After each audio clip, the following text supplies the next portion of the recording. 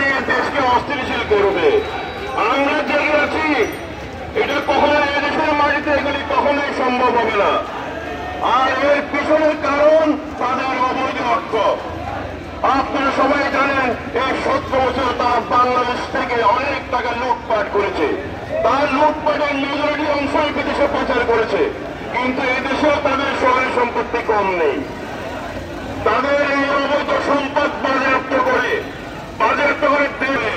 এবং আমি সরকারের কাছে দাবি জানাই, তাদের এই অবৈধ সম্পদ এই দেশের শান্তি বিনষ্টের কাজে তারা ব্যবহার করবে।